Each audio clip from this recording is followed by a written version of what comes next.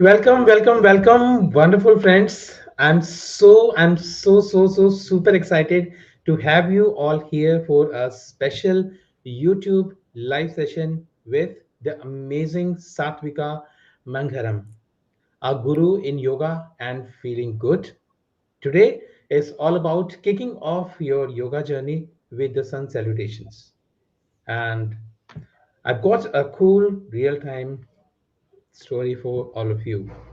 So, there was a person, someone like you, and he was curious about yoga and the magic of sun salutations. He decided to join a session like this one and led by Satvika. Fast forward, and guess what? The person not only learned the sun salutations, but also he found a renewed sense of energy, focus, and happiness in his everyday life. Wow, that's amazing. And now it's your turn. So, Satvika, who's our guide today, will make it super easy for all of us to follow these practices, just like our friend in the story did. And no complicated stuff, just simple and fun moves.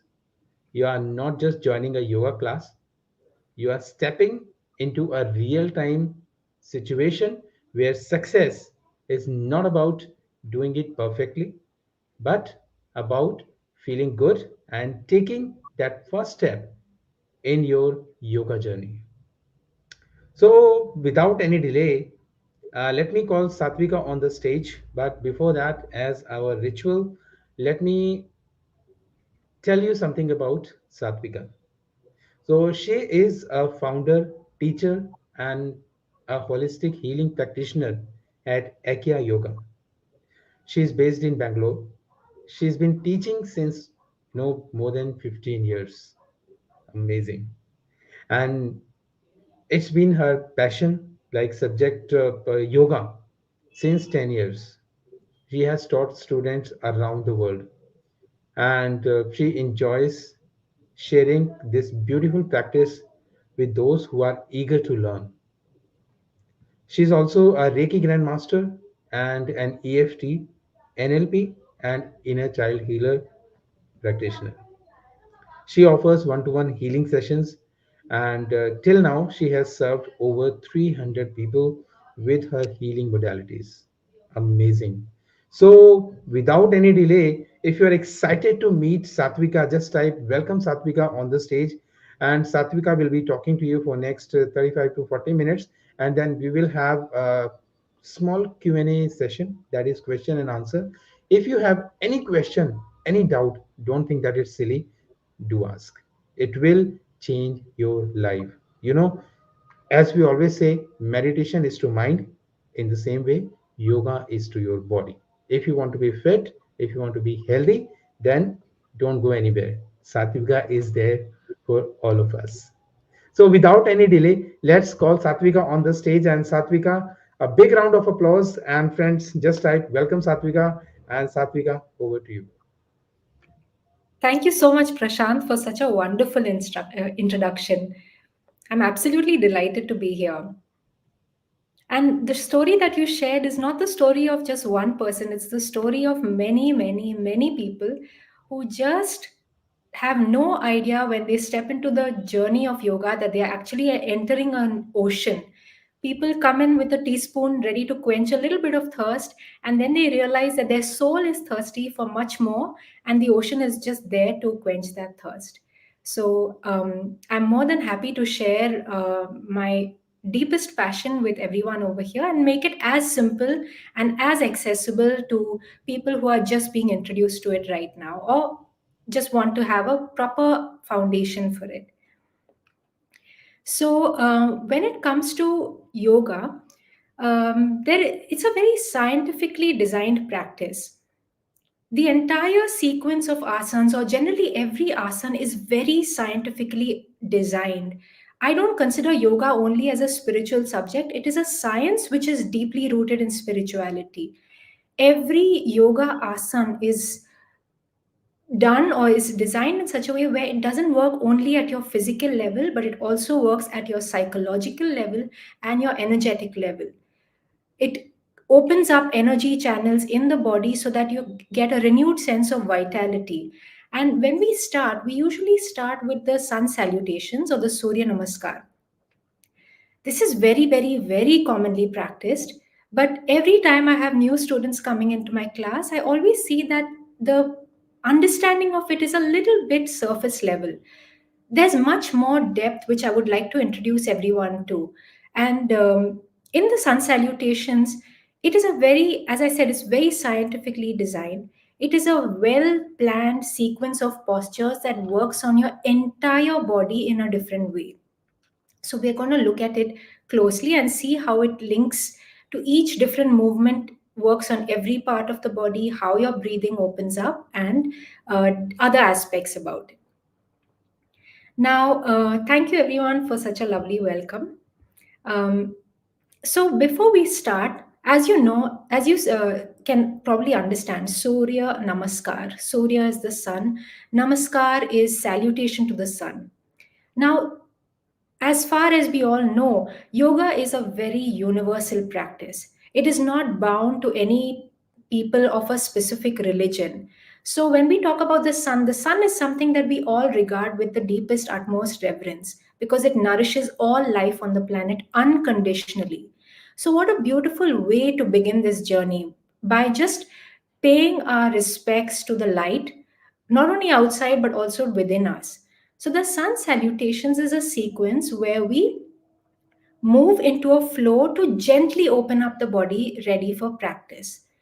By doing a few rounds, it also centers the mind, quietens the mind, brings you back into your body so that you can go into a deeper meditative state while you are practicing. Now, I hope all of you are ready with your mats because I would love to have you practice along. I'm sure many of you at some point in your life must have tried to do the sun salutations. I'm sure that you all are all familiar with it or you'll have at least seen people do it. Maybe some of you all are afraid of it because you all have heard people doing 108 Surya Namaskars, but don't let that become a barrier to something that is so beautiful and actually so accessible. 108 is for those who have that energy. You can do two or three or four or whatever you want to do. So, if you have your mat, let's roll out our mats. And the reason I would love you to practice along is because I want this information to go into your muscle memory by practicing along with me. Because then, when you do it next time, your body will remember what is right and what is wrong, and what is, I wouldn't say wrong, but what can be adjusted. So I would like your body to remember because that body memory is very, very, very powerful in this journey and this practice. So if you have your mat, just get ready, roll it out, and let's start. I'll take questions at the end. So if you have questions, keep them for the end so that we can just, right now, just get ready to receive and absorb. And also remember that you might feel that there's a lot coming your way. Don't get overwhelmed. Just do what is comfortable for you. You can always come back and look at this video later on and just receive the amount that your capacity allows you to at this point happily. Enjoy your practice. That's the most important thing. Okay, so I see people are ready and we can begin. So, Prashant, maybe we can start with the first video. But before that, what we're going to do is first, I'm going to run you through one set of the Surya Namaskar. One set means two cycles. One cycle is on the right hand side of your body, and one cycle is on the left hand side. So, when you do one right, one left, that completes one set. So first, we will do one set where we just follow the instruction and do the practice, and then we look at the other aspects of it again later. First, just follow the instruction, practice along, and don't worry too much about if you're doing it right or wrong right now. Just try to get familiar. At this point, this round, just get familiar with this practice. Okay? So let's start with the first. The feet together. Connect with your breath. Inhale. As you exhale, bring the palms together at the heart center, the roots of the thumbs against the sternum. Inhale, take the arms up, arch back, push the hip forward, lift the chest, keep the legs strong. Exhale, extend forward and down. Bring your hands by the sides of the feet. If you need to, bend the knees, head down. Inhale, take a big step back with the right leg, place the knee down, toes out, hands and foot in the same line in front. Hold the breath, body in a straight line, plank pose, weight is forward on the arms. Exhale, knees, chest, forehead or chin down. Keep the hip up, toes tucked in, elbows in towards the spine. Inhale, slide forward, arch back. Keep the elbows bent and in, toes pointing back, feet together. Exhale, push back to downward facing dog pose. Shift all the weight back to your feet. Bring the heels down. Lengthen your spine.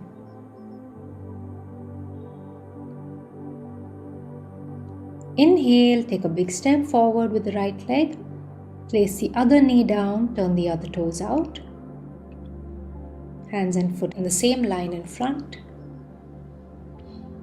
Exhale, bring the other leg forward, head down, hands by the sides of the feet.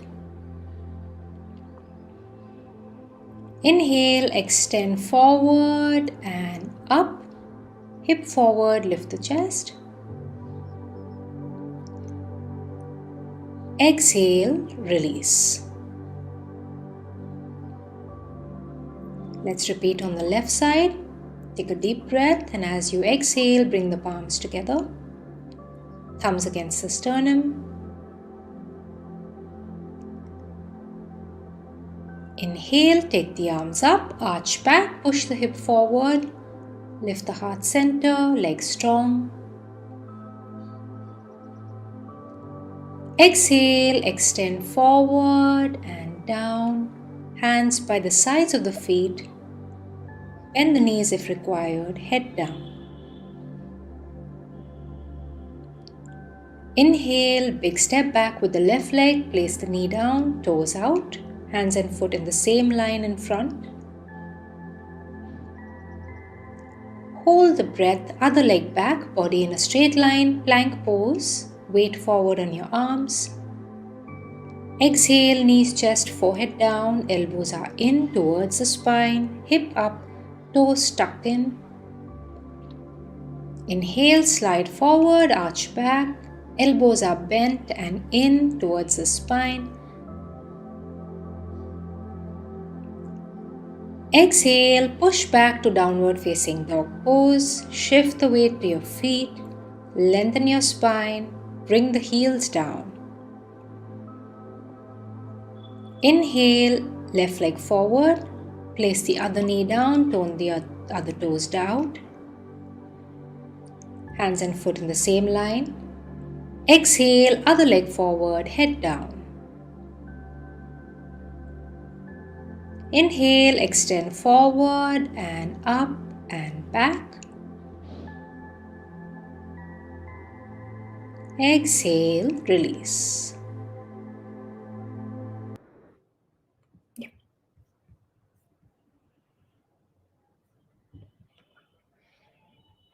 Yes, so that was the first set. Now, in case you have done this for the first time, it might seem a little confusing in the beginning. It might seem like there's a lot to remember, but don't worry, when you repeat it a few times, it becomes very easy. So you can always come back to this and just do it a few times until it becomes very easy. Now, in the Surya Namaskar, as you might have seen, it's a flow. It's a flow of different asanas. Asanas are basically postures. But technically, the word asan translates to a seat for meditation.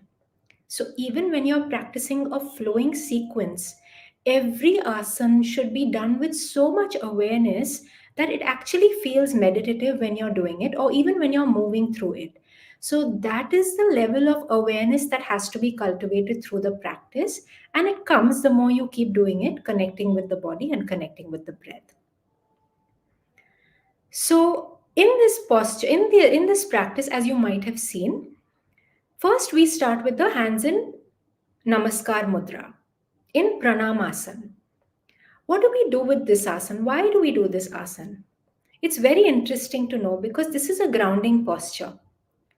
You're just connecting, becoming aware of your feet on the ground, becoming aware of the roots of the thumbs, connecting with your heart center. So you're connecting with your heart and you're connecting with the ground and just feeling that oneness with the earth and with your heart.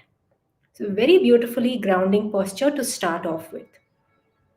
Now, when you do pranamasana, there's also a very interesting aspect about this mudra. For those who don't know much about mudras, I'm not a specialist in mudras, but one thing I can tell you is that when you do namaskar mudra, it closes an energetic circuit within you. So, this gets you ready for the practice.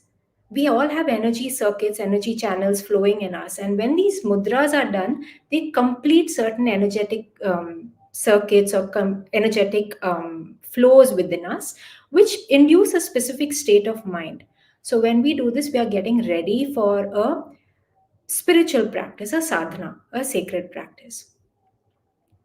From here, we move into an arching position, back bend, where you lift your heart and arch back. So, that is a back bend where you're gently opening up the spine, gently awakening the spine. Remember, don't jerk into these postures ever. Always go slowly, consciously into the posture. Enjoy the movement.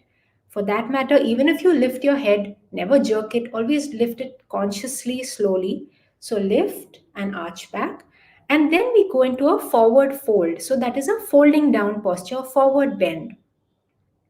After that, we're going to look at the video again. So for now, just listen to what I'm saying, and then when we play the video again, you'll understand what I mean. Then we move into a leg stretch, a hip stretch, where the leg goes back and the hip descends down. After that, you take both your legs back. You're in plank pose, where you're sort of bringing your weight onto an arm, on your arms, so it strengthens your arms. It's a beginner level arm balance. From there, we move into Ashtanga Namaskar. It's a gentle back bend in your lower back. And then we slide into Cobra pose, Bhujangasana, which is a gentle back bend in your upper back. Then we come into downward facing dog to lengthen your spine. Because after you do a back bend and a forward bend and a back bend again, now you need to bring your spine back into a neutral state. So you lengthen your spine out. So you see how beautifully and scientifically this is designed. And then we repeat some of the postures where we bring the leg back. Again, it's a hip stretch. Again, forward fold. Again, arch back. And then back to Namaskar Mudra, Pranamasana. Okay, was that okay?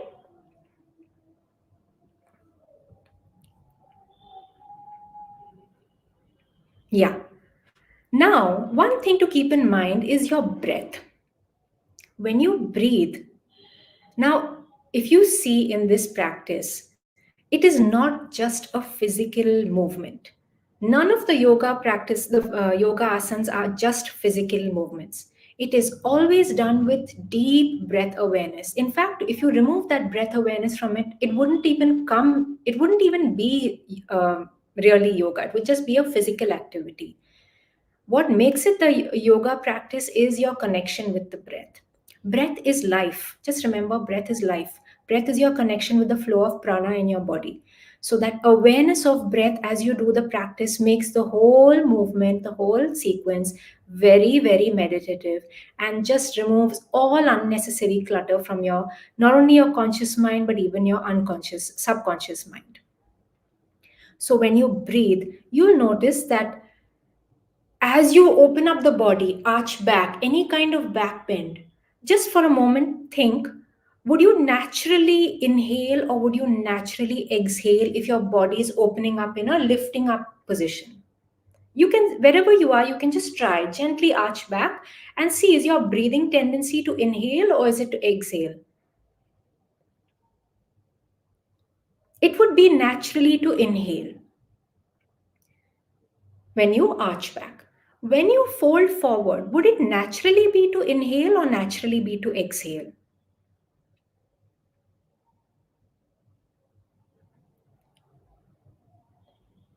When you fold forward, your body is coming to a folding, closing position.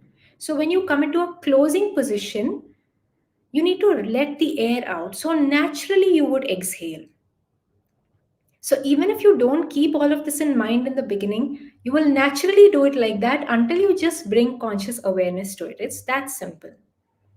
And there's only one posture where there's no special inhale or exhale, which is a neutral one, which is the plank pose, where you just hold the breath for one asana.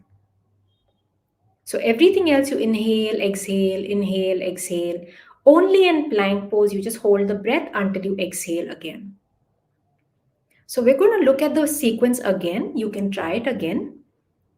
And again, just observe how the body is moving through, how all the different parts of the body are being worked upon, and your breathing as well.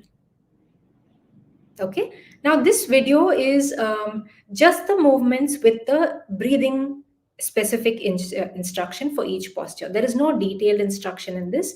So this video assumes that you are comfortable already with the practice. So if you are, then great, but if you're not, don't worry. Just understand how the breathing is happening for now, and you can come back, repeat the first one a few times, and then this will come naturally to you. But for now, just learn how the breathing happens by just following it along. Even if you can't keep up, don't worry about it. Exhale. Inhale as you arch back. Exhale, folding forward. Inhale as you step back. Hold the breath. Exhale, going down to Ashtanga Namaskar. Inhale as you arch back. Exhale, going into downward dog.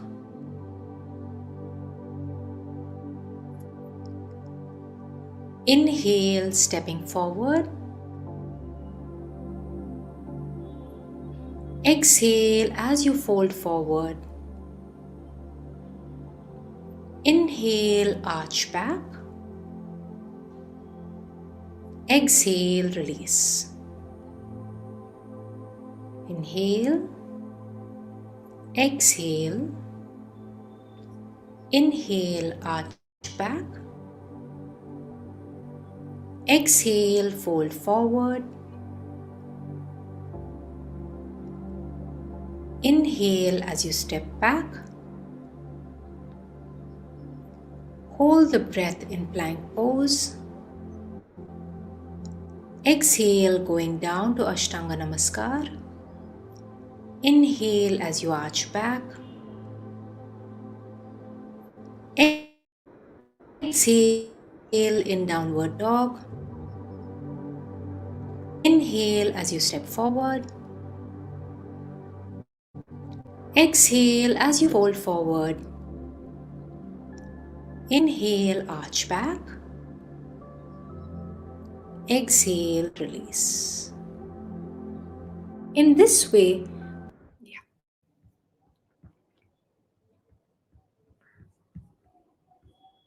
yeah.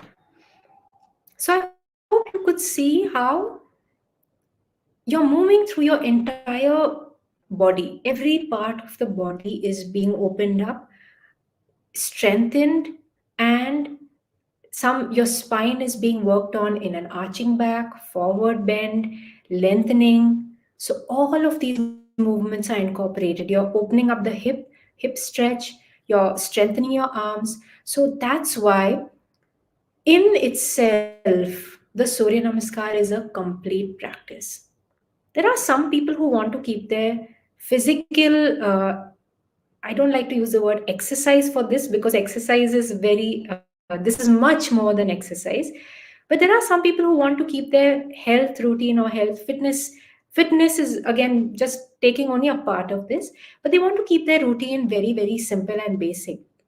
And that's why they do many, many rounds of the Surya Namaskar, because it's so complete in itself. And as you can see with the breathing, because there is inhale, exhale, holding the breath.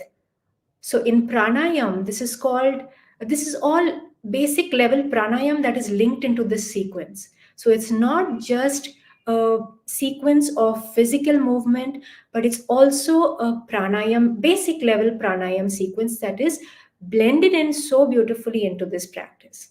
So some people just do many cycles of the Surya Namaskar, and that's that's their thing. That's more than enough for them. They are more than comfortable and happy and very healthy with that. How many should you do? That depends on you, your body, your age, your how much physical activity you have been doing. So don't get intimidated by the number.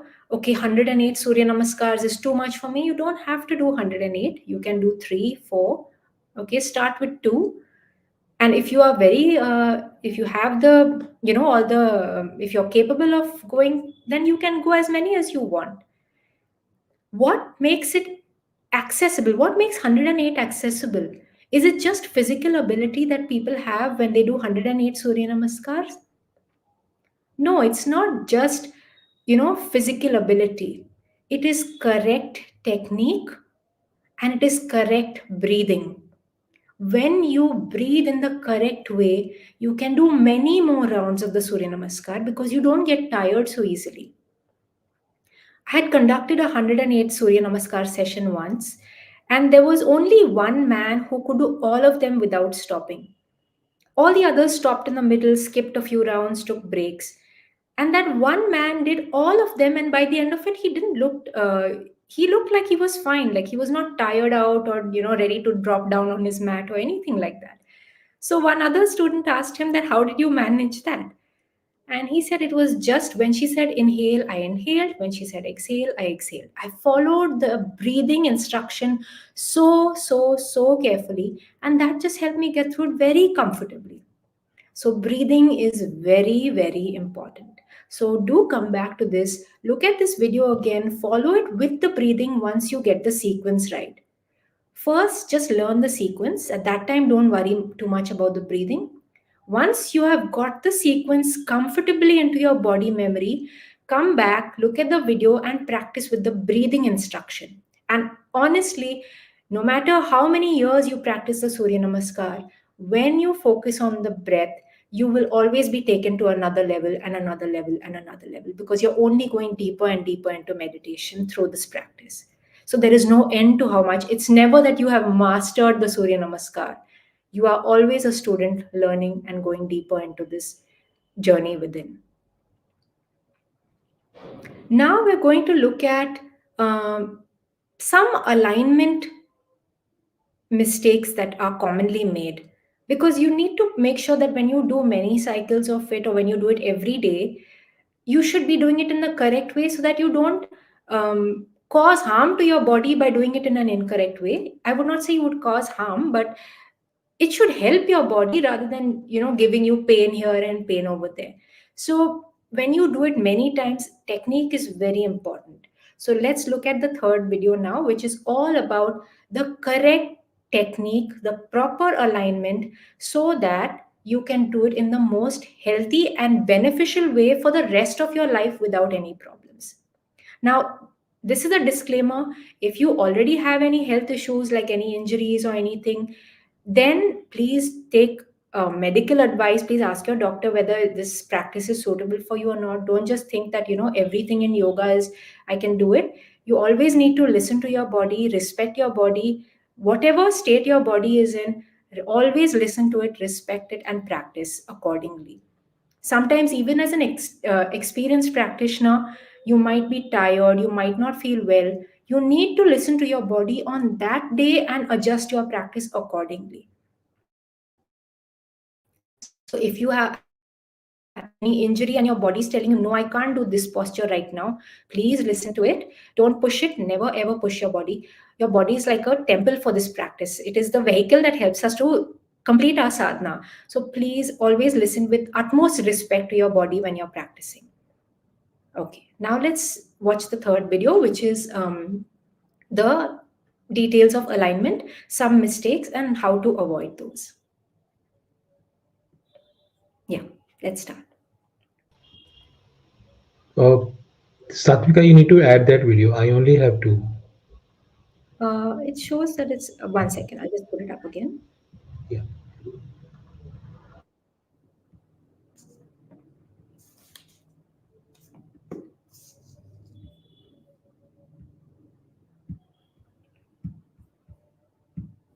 Just 1 second, everyone.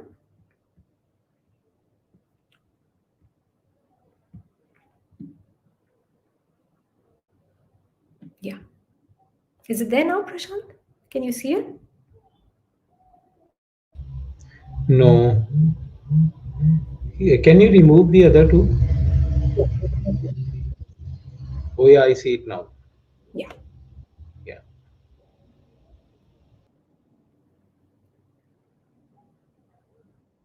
Stand at the top of your mat or the front end of your mat. You need the length of the mat behind you. Make sure your posture is not dull, your feet are not apart. Keep the feet together, stand actively. Pull your abdomen gently in, tuck the tailbone in. Ground your feet. Exhaling, bring the palms together with the roots of the thumbs connected to the sternum. Inhale, take the arms up, arch back. Push the hip forward and lift the chest. Do not push the hip back because that causes an arch in your lower back. Instead, push the hip forward, keep your legs active to support the back bend, lift the chest and arch back. This avoids straining of the back over time. As you exhale, extend forward and down. Keep your hands by the sides of the feet in the same horizontal line as your feet, the fingertips and toes in the same horizontal line.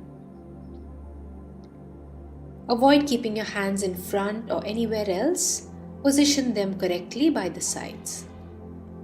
If you need to, you can bend the knees. Drop the head. Take a big step back with the right leg, place the knee down, turn the toes out. Your hands and foot are still in the same horizontal line in front.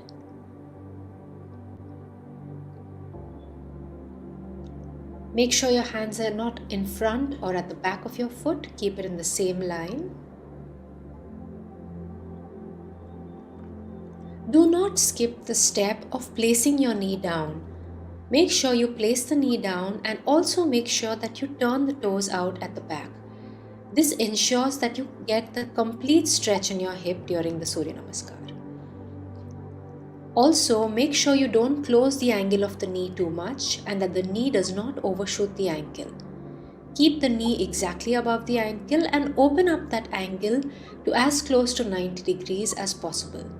You can extend your back leg further out if required. And then step back to plank pose where the body is in a straight line. Hip is in line with the body. The weight is forward on your arms. Avoid raising your hip too much or dipping the hip too low. Keep it in the same line as the rest of the body. Bring the knees, chest and forehead down. Hip up, toes tucked in, elbows in towards the spine. You can also keep the chin down instead of the forehead. Make sure your elbows don't flop out to the sides, hold them in towards the spine. Also make sure you don't drop the hip with the toes out. Keep the hip up, toes tucked in. Slide forward and come into Bhujangasana. Avoid just lifting up directly to Bhujangasana. When you slide forward, you lengthen your spine and it's a much more comfortable way to enter a back bend. Make sure your elbows don't open out to the sides, hold them in, roll the shoulders back, drop the shoulder blades. Make sure you don't let your feet widen out at the back. Keep the feet and heels together unless you have any issues with the back. Your hands shouldn't be too far forward. Keep them in the same line as the chest, fingertips in line with the chest. Elbows remain bent. Now push back to downward dog. Shift all the weight back to your feet. Make sure that you don't keep the weight on your arms. Instead, push the weight back towards the feet and lengthen the spine. Hip back. Also avoid being up on your toes. Bring the heels down. Some schools of yoga practice this posture with the feet apart. However, in the traditional Hatha Yoga Surya Namaskar, it is done with the feet together, which is what we are doing right now. As you inhale, step forward with the right leg. Bring the foot back in line with the hands. Back knee down, toes out. Make sure your hands are not in front or at the back, but by the sides. If you find it hard to bring the foot all the way, break it into smaller steps. Eventually, with time and practice, you'll be able to reach all the way in front. Also avoid skipping the step of placing the knee down. Bring the knee down, turn the toes out to get the complete stretch in the hip. Then step forward with the back leg, head down. Make sure your hands are not too much in the front or at the back. Keep the hands in line with the feet on the sides. If your hands don't reach the floor, bend the knees and keep them by the sides of the feet. As you inhale, take the arms forward, up and back. Push the hip forward, lift the chest. Keep the legs active. Avoid pushing the hip back and arching your lower back. Make sure you push the hip forward, legs are strong, and then exhale and release. Come back to Tadasana. Again, make sure that your Tadasana is not a dull posture with the feet apart. Bring the feet together. Hold your abdomen in, tuck the tailbone in, and keep the posture active. Have you been making any... Yeah, that's it.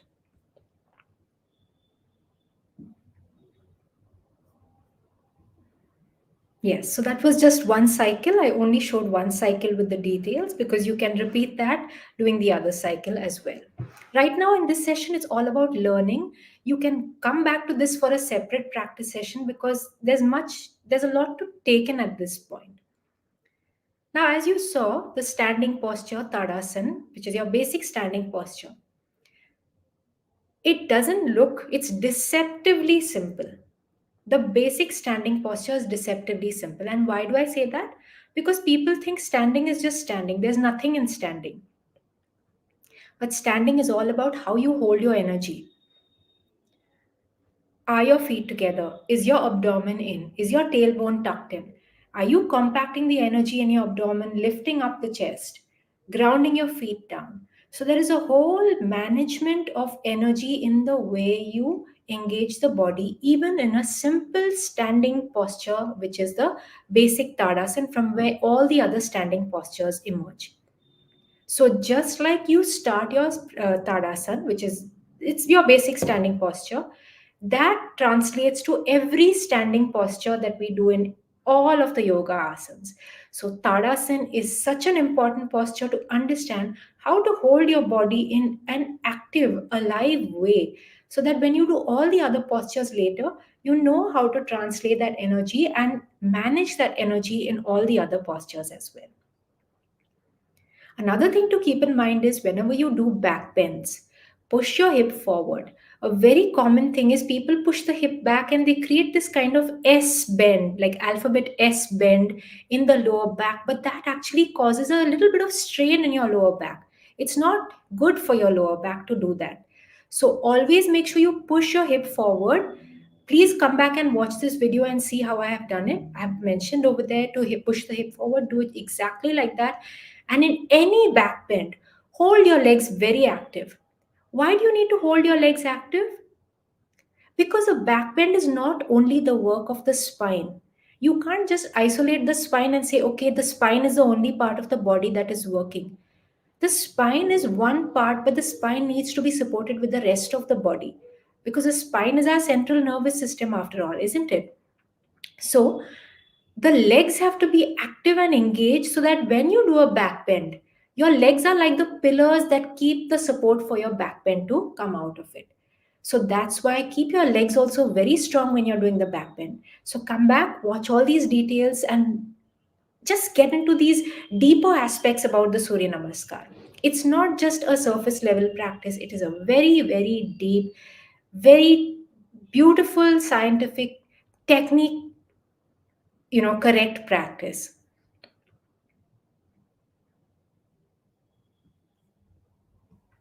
Yeah.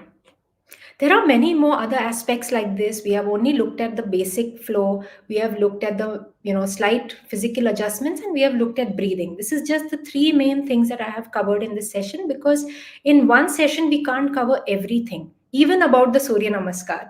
People think that the Surya Namaskar you can learn in 3 minutes, but you can spend 10 years practicing yoga and still learn something new about every posture that you practice. So it's an infinite journey if you are ready for it. And the gold of the practice, or the beauty of the practice, there is no destination. It is all a journey within.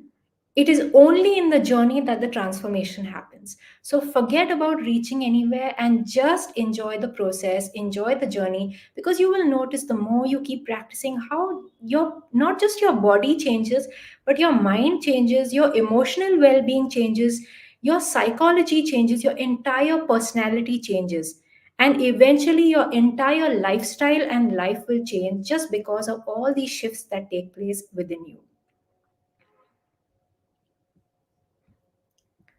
So now, if anyone has any questions, I would be happy to take them. So somebody's asking what type of asanas a person can do after having ovarian cyst surgery. So in this session, this is just for general practice. This does not address any specific health issues. If you have specific health issues, we would need to look at that in a different space, because that needs proper attention to it. Okay. I'm just seeing if there are any more questions. Yeah, how to know when to inhale or exhale? Every time you do a back bend, you inhale. Every time you do a forward bend, you exhale. Because your body is closing, so automatically the air has to come out for your body to close. Every time your body is opening, the air enters in. It's just very logical.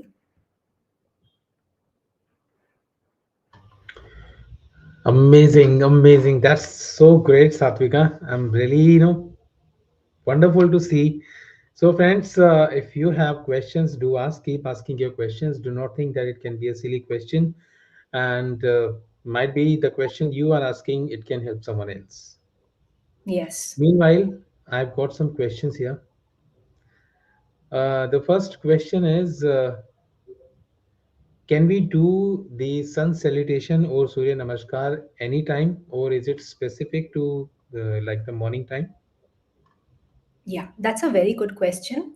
So traditionally, it was practiced as sunrise. The rising sun to as a day at daybreak, to pay your respects to the sun and start your day. But of course, in modern life, it's not possible for everyone to do that. Everyone has a different routine. Yeah. Sometimes your work doesn't permit that.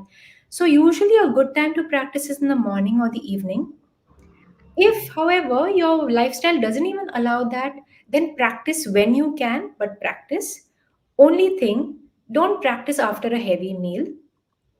Keep at least 4 hours gap after a heavy meal, and at least 2 hours gap after a snack or a light meal. All right. That's wonderful. So we have another question from Shubhajit. Regular Surya Namaskar can help in curing diabetes. Is it? So, about all health issues, people ask me, can it cure that, cure this, can it cure that? Now, when we look at only a specific health issue, what we are trying to do is we are doing spot fixing. And the practice of yoga is a holistic practice, it works on your entire well being. So, Of course, I cannot promise that it will solve this particular issue or that particular issue. But what I have seen with many students who've gotten off medication for various kinds of health issues is just by doing the regular practice. You know, don't keep thinking only about that health issue. Just open yourself up mentally, emotionally, open your heart up to receive this practice and just practice with sincerity. That changes your whole body, because see, your body is not one part only. If you have an issue in your throat, it's not just your throat. The energy flow is everywhere in the body, and ultimately the manifestation of that problem is appearing in your throat. But the root of that problem can be in a different part of the body, especially if it is a mental or a psychosomatic issue. So in that, Exactly. you need to look at it as a holistic practice. Just practice on your entire body for your entire well being, and you will notice how all these specific issues start to slowly dissolve, because your entire energy system is being balanced out. Yeah. Wonderful. Amazing answer. So, Shubhajit again has a question here. Can we do Surya Namaskar just after drinking water, or we maintain any gap? You can drink water. Just if you drink too much water, then you might feel a little full for a short time. So at that time your body may not feel comfortable doing much activity immediately. So if that is the case, then just wait a few minutes or just drink a little water to keep you going. But there's no problem if you have to have some water. There's no problem at all. Just only thing is, when you're doing twisting asanas, you don't have any twisting asanas in the Surya Namaskar, but when you're doing twists, you'll feel how your stomach feels a little bloated if you've just had too much water. And also your bladder gets full. So if you twist, you're actually putting pressure on. It's like a balloon. You're filling up the balloon and then you're trying to squeeze it, which is not very nice to your body. You're not treating your body with much respect when you do that. So just keep your stomach comfortable so that you can practice comfortably. So have a little bit water, but don't fill it up to that extent. Wonderful. So, I'm sure Shubhajit, you've got your answer. Okay, so another question is, are there some specific benefits for practicing sun salutations in the morning? I would say generally practicing in the morning, any all of yoga asanas, it does impact your day. You will feel that energy translating into every other aspect and every other activity of your day, because you're bringing that shift into your mind right in the beginning of the day. So when you have anything coming at you the rest of the day, whether it is a challenging situation or anything, your whole approach to it is from a very different, grounded, centered space, because you have already found that alignment within right at the beginning of the day. So personally, I would say that is the advantage. But as far as a physical activity, it's okay even if you do it in the evening. All right. Wonderful.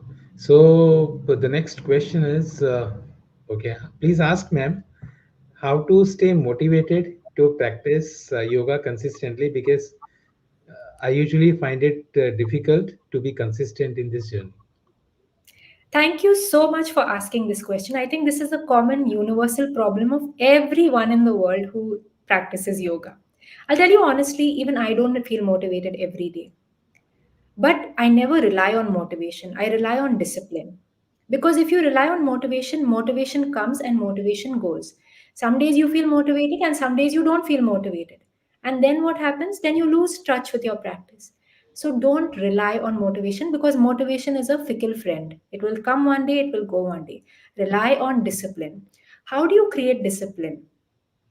Create an environment that supports your routines. For example, if you want to do 20 minutes of yoga asana every single day, create an environment in your routine, like chalk out this time, that this time I will not keep anything else. So you have to create that environment in your time schedule also, that this time to this time I will not schedule anything for 10 minutes before, 10 minutes after. I will keep that space free for this. I will finish my dinner on time so I can sleep on time. All of these things, create that environment. And of course, I'm not saying you should get lost in saying that, oh, my environment is not perfect, so I can't practice. No, not that. But create that environment, because that helps you to stay disciplined and start by just being disciplined. Another thing is, if you get off track, remember it happens to everyone, including myself and including a lot of people who are very advanced practitioners. come back on track as soon as you can. The more the break, the harder it is to come back. If you take one day off from practice, the third day you'll feel a little, oh, I don't feel like practicing, but then you'll come back. If you take 1 week of practice, you'll need a bigger push.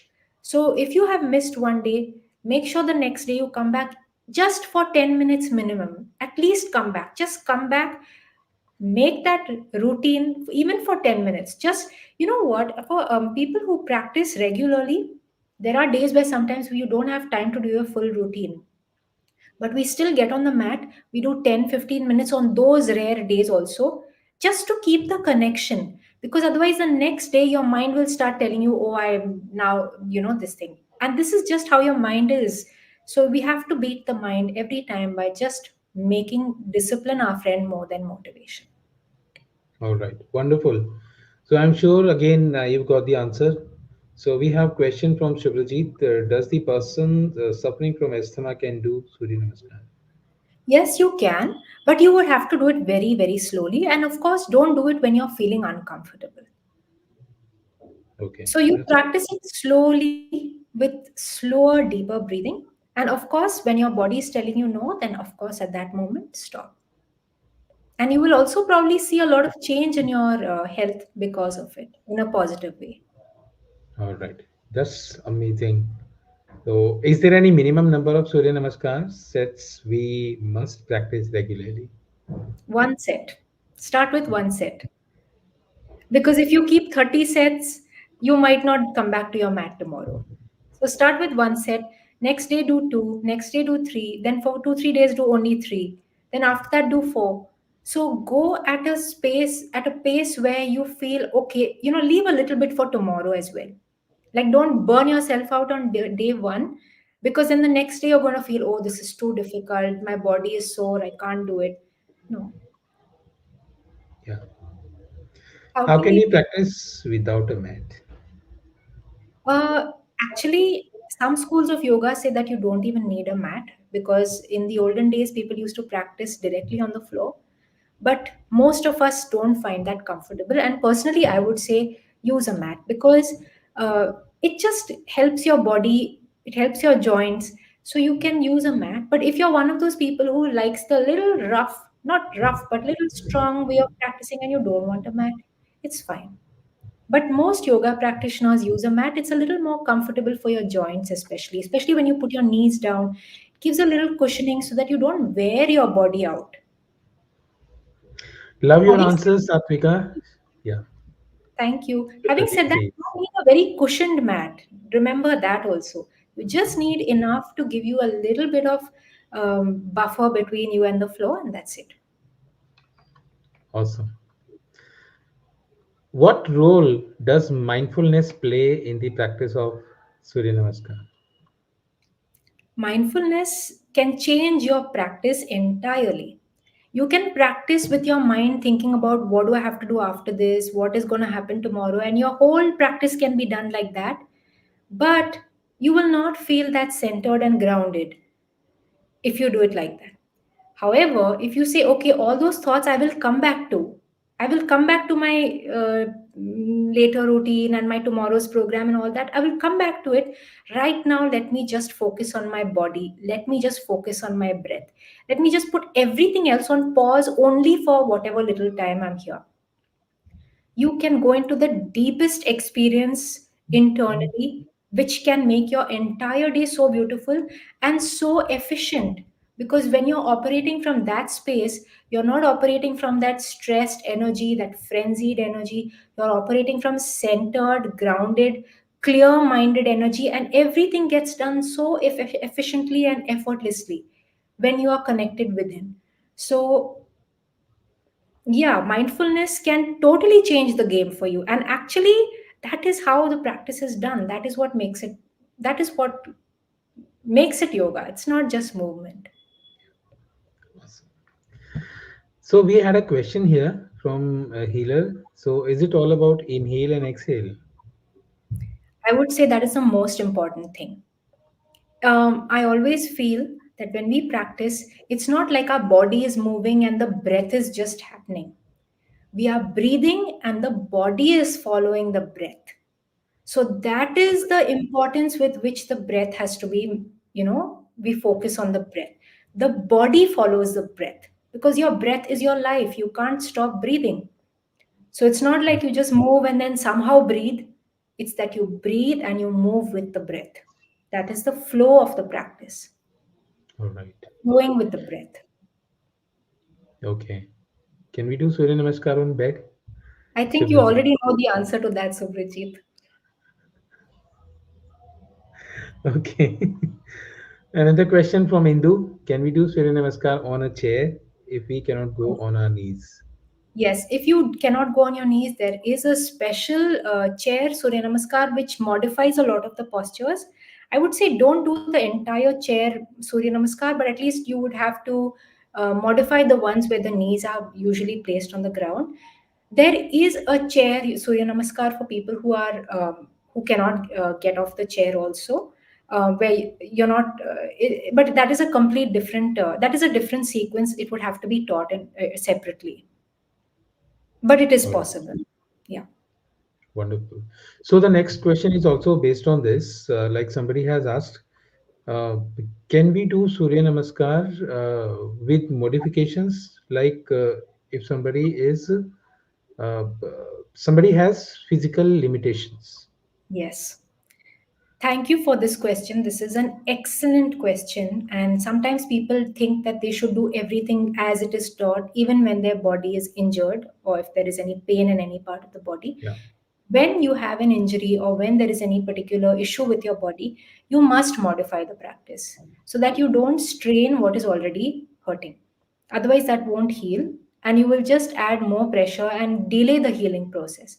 So please modify it whenever you need to. And of course, you would need guidance for that as well. How to modify each posture according to what pain or injury you have. So can they also skip some steps? Yeah, you can, like, for example, if you have something with your shoulders, if your shoulder is paining, you would not do plank pose, because plank pose, you're putting your weight on your arms and that requires some, effort from your shoulders. In that case, you would place your knees down on the ground. So like that, there Okay. are specific modifications for specific issues or specific parts of the body. All right. Again, that is another, more understanding, looking at it more closely in a different way. Right. Wonderful. Wonderful. Okay. I have another question here. Yeah. Um, what are some or common misconceptions about Surya Namaskar or yoga? um, about the common misconceptions, first of all, people don't understand how deep it is. They think it's just something that you can learn in 5 minutes and you're done for life, and they get bored because they think they have already learned everything, and now I already know Surya Namaskar. Tomorrow, oh, I want to do something different. If that is the mindset with which you learn this practice, you will never experience how deep it can take you. So always come back fresh, open mind, ready to learn something new each time you practice. And other misconceptions, there is not just one way to do the Surya Namaskar, because there are different schools of yoga.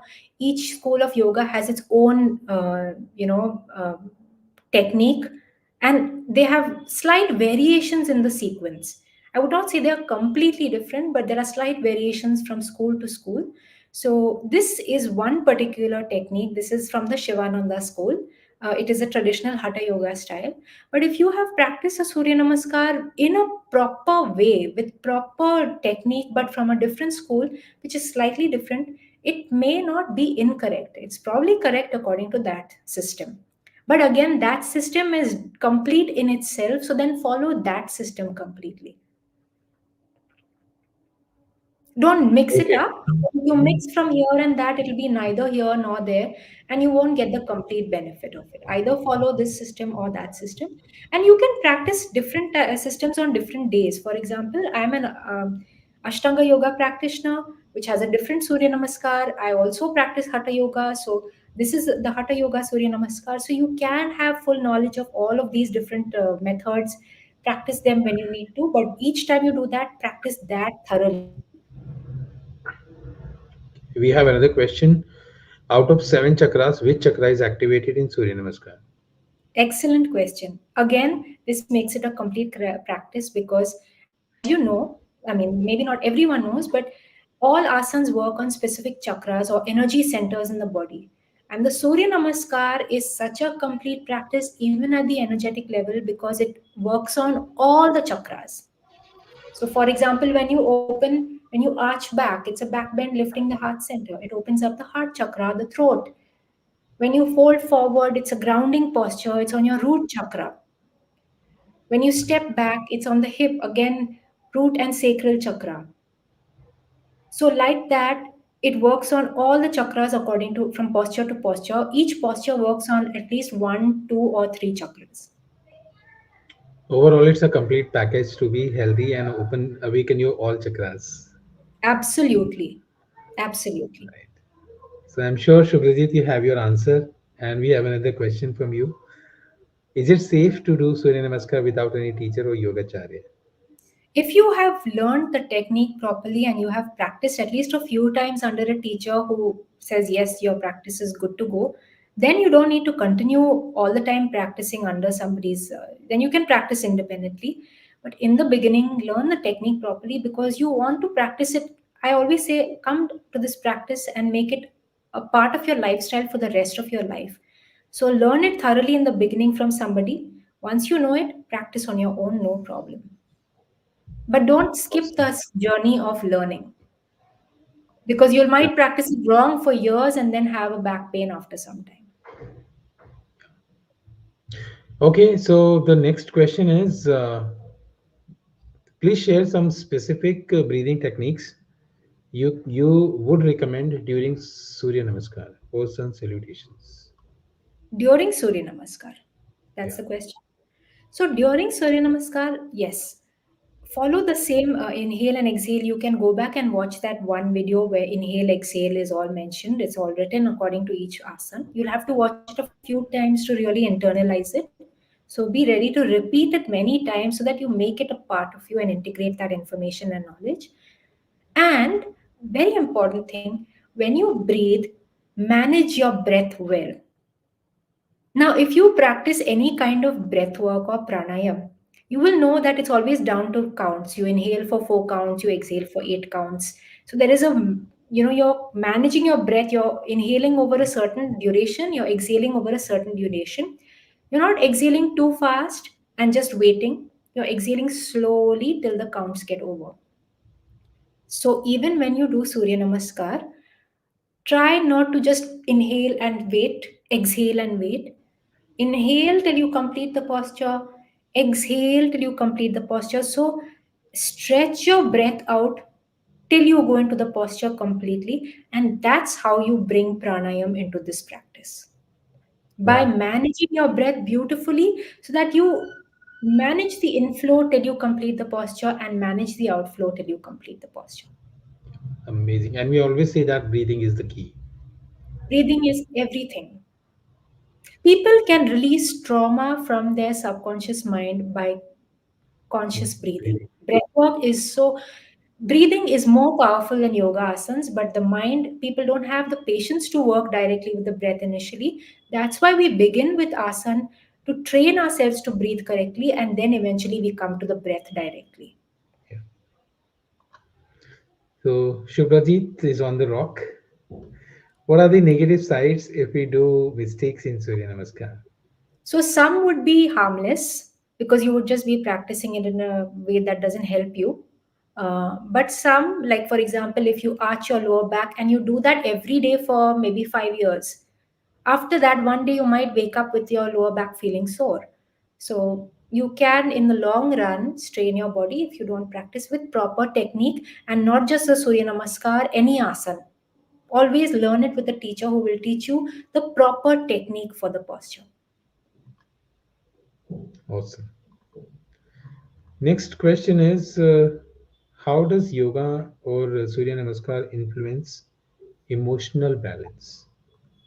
Beautiful question. Yoga is the best therapy. One of the best therapies. I won't say the best because that would be unfair to people who practice other therapies. And I myself, I'm into alternative healing for various therapies. But yoga is, it balances your emotions so beautifully. It is very therapeutic. It balances your entire energy system. Emotion is energy. When the emotions are not balanced, there is imbalanced energy in the body. When you practice, you're balancing your entire energy system. So, the energy system, we have the chakras, which are the seven main energy centers. There are many chakras, but these are the main ones. And then in between, we have like a network of energy channels, which are called nadis. And according to the yogis, there were 72,000 odd nadis.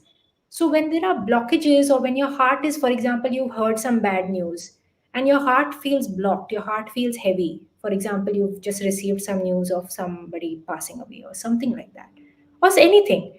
Your heart feels heavy and you just feel that heaviness in your entire body.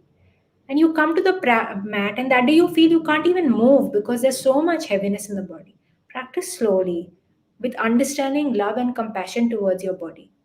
And slowly, slowly, that heavy tamasic energy will start to get released.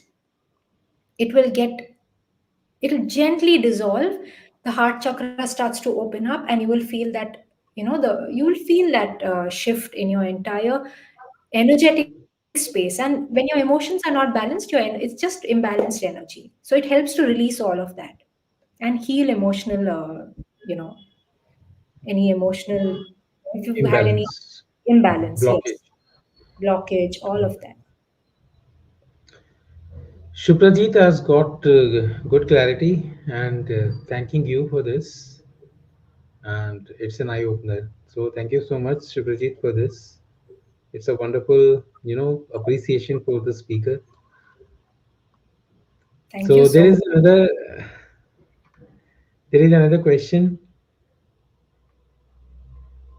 Can we do any mantras, or can we chant any mantras during Surya Namaskar to make sun or like God happy, or convince, or to manifest? Very lovely question.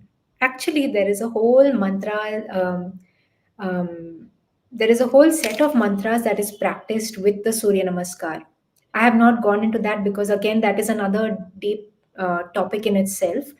But when we practice with the mantras, we usually practice, we chant one mantra and do one Surya Namaskar. Then we chant the next mantra, which are all for the sun, all mantras for the sun energy. And all these mantras, one thing to understand about mantras is not something that is, people think it's religious. It's not religious. Mantras is sound energy. Okay, the Yeah. yogis got this information download from their meditation that these particular syllables, when put together, had an impact on the entire energy system, and that's why they are beneficial to chant. Certain mantras invoke certain things, certain mantras have a calming effect, certain mantras remove negativity. So when we chant Surya mantras, it brings that energy, that brightness, mental clarity into the mind and into our being. So yes, there are certain mantras which can be chanted with the Surya Namaskar, and in those mantras also the syllables are so scientific that they work on specific centers and nadis to activate them. So can that be shared here, or that mantra? So it is like Ram, Om Mitraya Namaha. Yes. So there are beach mantras also. Beach mantras are also the seed mantras. Seed mantras, basically, they have this, their vibrations stimulate our chakras. So those mantras, the vibrations have certain, like the each beach mantra has a different, connects with a different chakra, and they stimulate those chakras. So now I'm talking only in terms of energy, how this works on the energetic balance. Okay. So when we chant Ram Mitraya Namaha, Suryaya Namaha, Ravaye Namaha, all those, they're all Surya mantras. So when you chant them, you can. I won't get into that topic right now because that requires complete explanation in itself. So I won't be able to do justice to it in just 2 minutes or a few Yeah. minutes. All right. So Shubhrajit has a question. Is Gruni the Beej mantra for sun? I'm not sure about this. I have not come across Groni, so I'm not sure about this. But there are different mantras for the sun. You can actually just read about it. Ravaye Namaha, Adityaya Namaha, all those mantras. Okay. So there is a person who actually had got some soreness after Surya Namaskar and Hmm. is asking like, is there any, do you recommend anything like how to deal with this Okay. or Uh, how to continue my journey okay. Now, after for getting this? example, so usually we approach the Surya Namaskar as a warm up. Okay. We practice the Surya Namaskar as a warm up. But some people's bodies are not ready to directly start with the Surya Namaskar also because probably because of age or because of inactivity for some time. So in Mhm. that case, you need a gentler warm up before you do the Surya Namaskar also. You would need to do some joint rotations, some gentle neck rotations, moving the neck up, down, shoulder movements, rotations. So just some very basic joint movements, twists, to like a pre warm up before you start the Surya Namaskar itself until your body is ready to handle the Surya Namaskar as a warm up. All right. And again, if the technique is not correct, there is a chance that over time you might, or if you over many repetitions, you might cause soreness to your body. So, technique is very important. All right. So there is another question again. Please ask ma'am how to can we approach you or do you help teaching yoga to individuals with different body types? Body types, as in health issues, or just general body types? I only have this question. Might be different body types, like a person who's thin or a person who is has got Oh, weight or doesn't matter. So, if your body type is somebody where you can't be very active immediately, don't force yourself. I would love you all to fall in love with the practice so that you practice for the rest of your life. And if you start to force your body with something that's too challenging, you will never fall in love with it. So you need to do what is comfortable for you at the stage where you are. Everybody's body is different actually. So it's not like there are different body types and there is a standard body type. Everybody's body is unique. So each one has to only listen to their body when they practice. And if you feel like I can't touch the ground with, I can't go down touch the toes, fine, no problem. Most people cannot. Even when I had started long back, I was not able to touch my toes.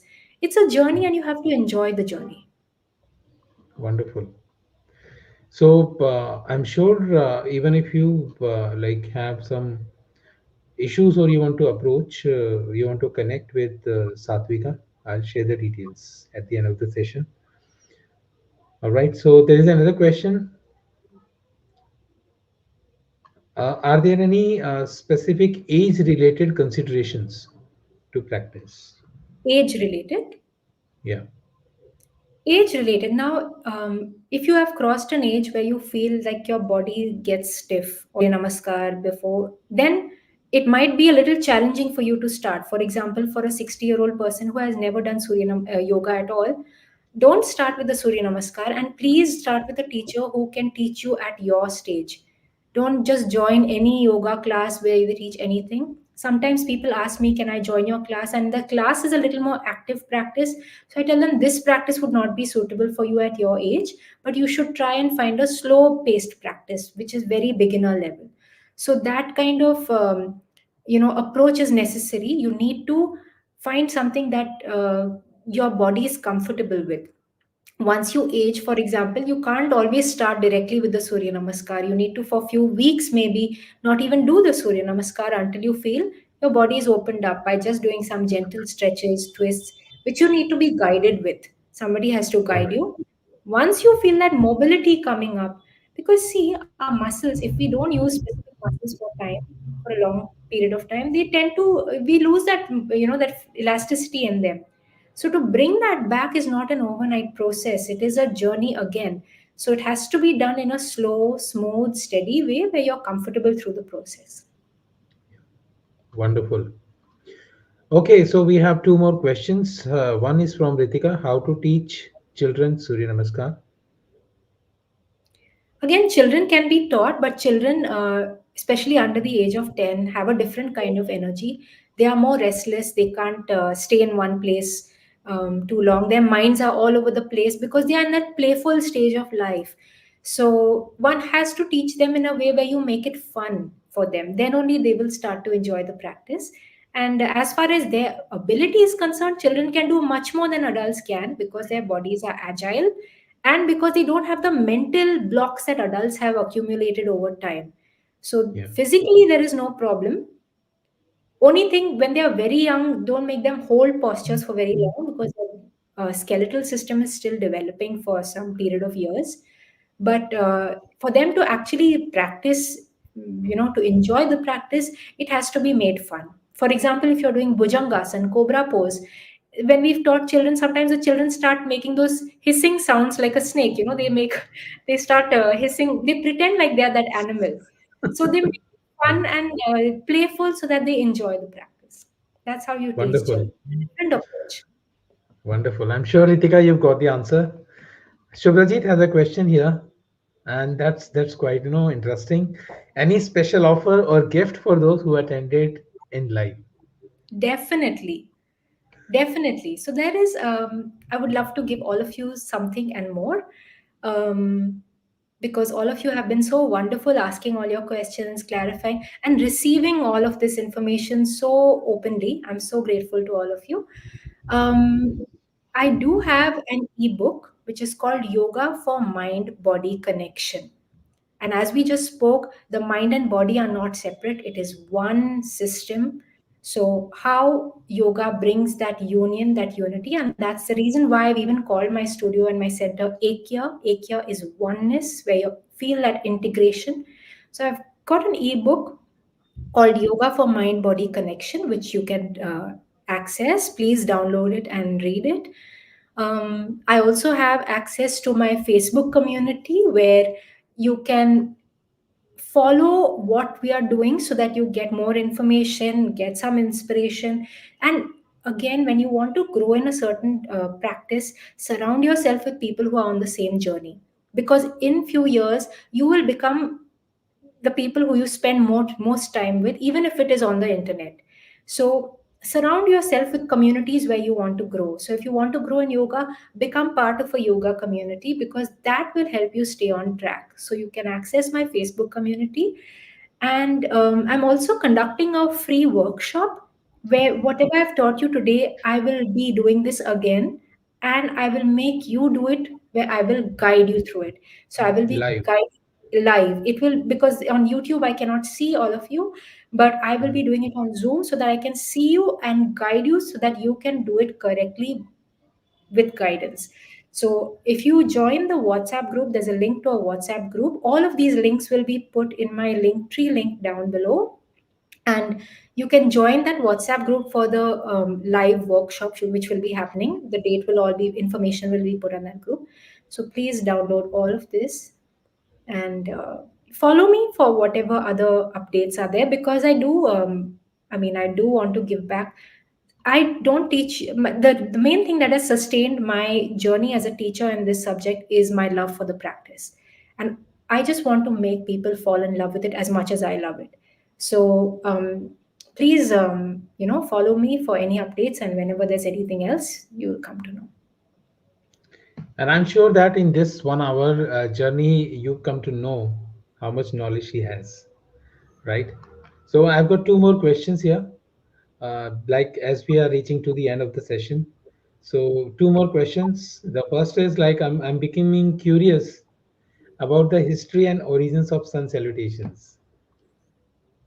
So So, specifically about the sun salutations, honestly speaking, even I don't know about this sequence, what is the history, but the history of yoga itself goes back to the history of, it is from the Vedas.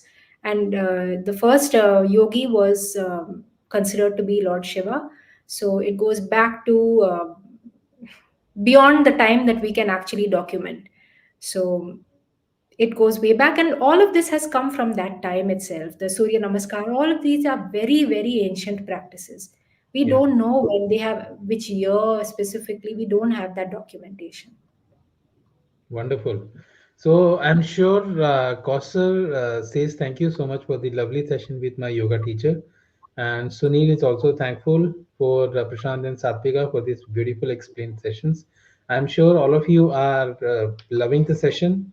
My last question of the session is any final tip for the people who are watching us now and who will be watching us later?